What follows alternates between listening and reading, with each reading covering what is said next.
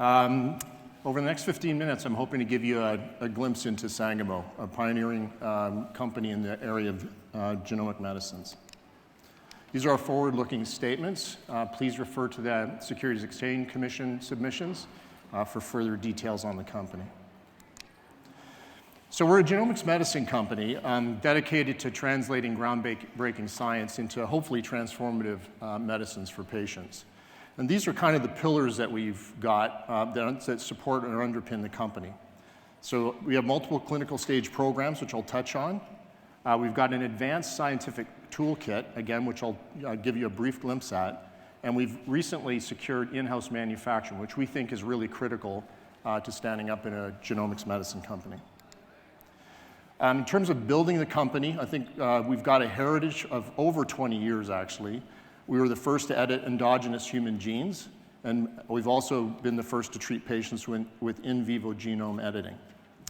Advancing differentiated genomic medicines is a core for us. We've got a pipeline of what we're calling the first generation assets, which I'll take you through. They're really the traditional gene therapies. But importantly, we're really pioneering the future. We've got CAR Tregs. We recently dosed the first in-human CAR Treg in our TX200 trial. But we also have a deep set of second-generation genomic engineering compounds, looking at genome regulation using our zinc finger platform. Here's the robust pipeline that we have, and I'm not going to spend too much time on this, but one thing I did want to point out on this slide is that, as you can see on the right-hand side, we've got a number of partnered programs. And as I'll come on to a little bit later, these are critical for us because we feel they do two things. One is they validate the zinc finger editing capabilities of Sangamo. And secondly, they're a great source of non-dilutive financing, which allows us to carry forward our wholly owned pipeline that's on the left. So here are our first generation compounds. First one is Fabry Disease that I'll touch on today. We also have a partnered program with Pfizer in hemophilia A, which is in phase 3. And then we recently received back a sickle cell program that we had partnered with Sanofi. We found out about that on December 30th, and the reason was a strategic shift away at Sanofi from personalized cell therapies to sort of off-the-shelf therapies. And we're delighted to get that program back, and again, I'll give you a sense of where we're at with that program as well.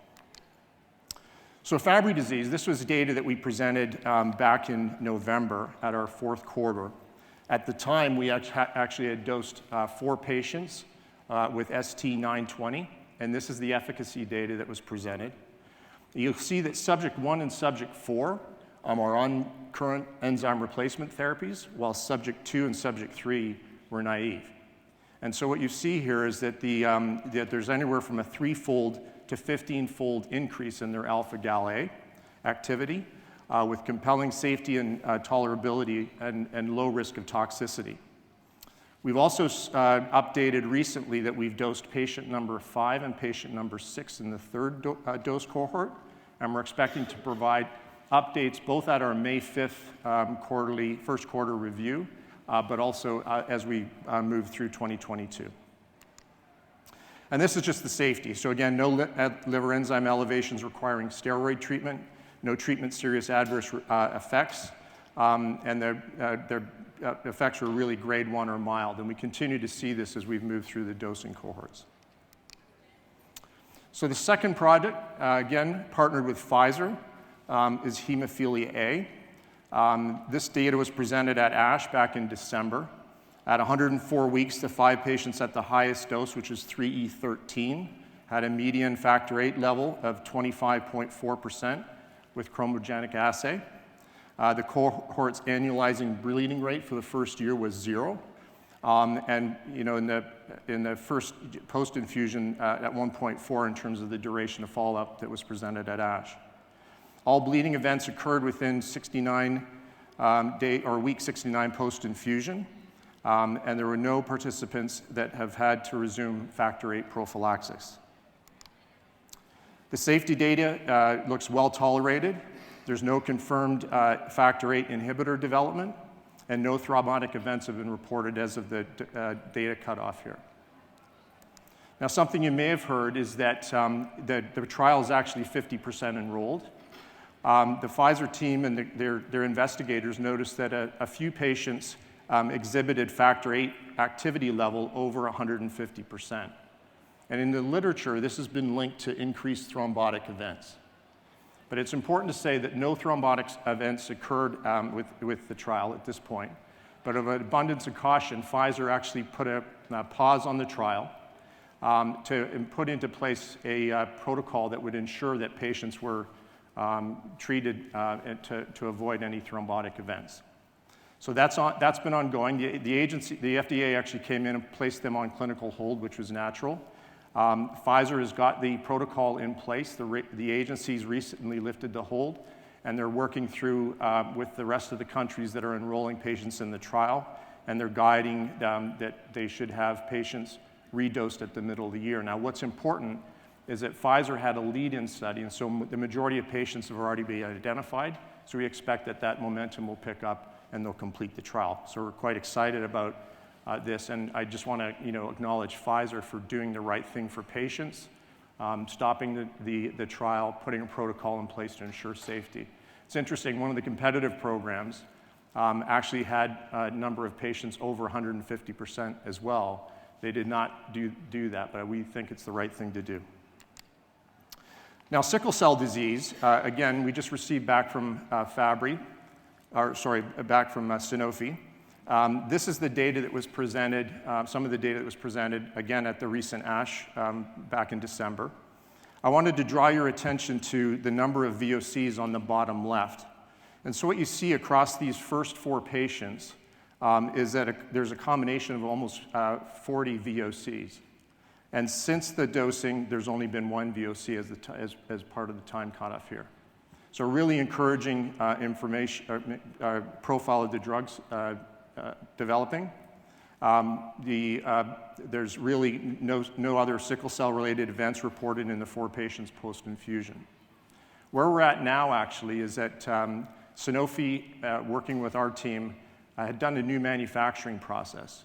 And so we're going to go forward and dose the remaining 3 to 4 patients in the phase 1/2 trial. Based on internal experimentation, what we saw is an increase in the long-term progenitor cells. And so the expectation as we dose these next number of patients is we're hoping to see a differentiated profile versus the first 4, and that'll inform, obviously, the dose that we take into the phase 3 registration trial. In terms of the second-generation programs, we have 2 things. One is, I'd mentioned, is the CAR-Treg platform. So we acquired a company back in 2018 called TXL that's based in Valbonne, France. And I'm going to update you on that program because, as I mentioned, we have dosed recently the first ever patient with a CAR-Treg. But beyond that, we also have the genome engineering platform. So in terms of partnerships, we've got partnerships with Biogen and Novartis, with Pfizer, as well as our own wholly owned programs. And the wholly owned programs, we're really leveraging our research capability and our new CNS development activity to take a portfolio of CNS programs in genome regulation forward. So the CAR-Treg space we think is exciting. I mean, I won't go through too much detail because of time here, but in the healthy immune system, you get this regulatory and effector T-cell balance that happens. But when you have autoimmune disease, you create this imbalance.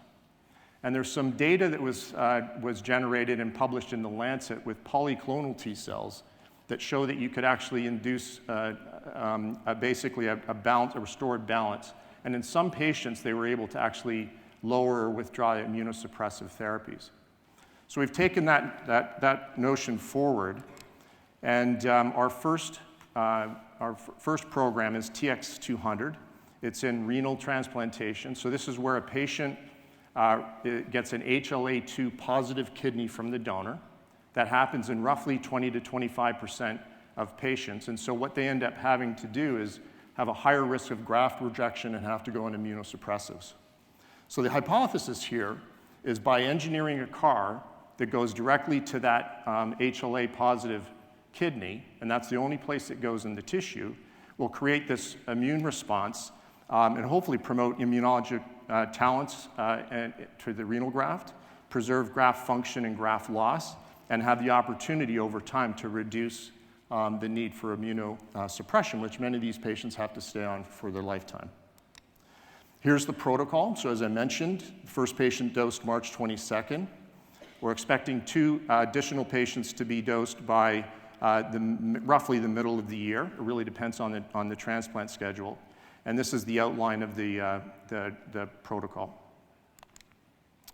So in terms of what's next with this program, we've got preclinical programs, both for multiple sclerosis as well as inflammatory bowel disease. We've announced 2 targets, so MOG for multiple sclerosis, which is in the myelin sheath. So it's an antigen in the myelin sheath, again, targeted there. And then IL-23R for inflammatory bowel disease. And we've got 2 approaches that we're developing, both allogeneic and autologous. And so the intent is to take those programs forward and ideally convert over to allogeneic as we progress. Beyond that, there's a number of different autoimmune diseases that you can see on the far right-hand side that we're going to be developing CARs for and progressing as part of the portfolio. I talked a little bit about our in-house manufacturing process. We've recently got a cell therapy GMP facility approved in Brisbane, our California site. And actually, we're in the midst of getting approval with the French regulators for our site in Valbonne. And the benefit that we see there is because in many cases in cell therapy, the process is the medicine. It's really important to have our pharmaceutical development people alongside our manufacturing people so we can refine the process and make sure that we're improving the process over time. We also have an AAV facility available in our Brisbane facility. I touched on the multiple biopharm collaborations that we have with Pfizer in gene therapy, Kite in cell therapy, as well as our genome engineering with Biogen, Pfizer, Takeda, and Novartis. Again, we believe that the large pharmas have really helped validate our second-generation mechanism.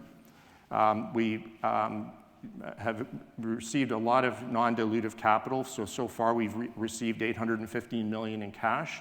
And we've got about 6.7 in potential milestones, which is important, particularly in this financial climate that we find ourselves in. And finally, we have a strong finance position that we believe will allow us to take the programs forward. So as of the December 31st, we had about $465 million in cash and cash equivalents. So here's our value thesis. For sake of time, I'm not going to go through it, but we actually believe that we're pioneer in genomic medicines. We are moving towards our focus on CAR Tregs as well as our genome regulation, which we feel holds transformative promise for patients. And I'd just like to thank you for your interest in Sangamo Therapeutics, and I'm around if people have questions afterwards. Appreciate your time.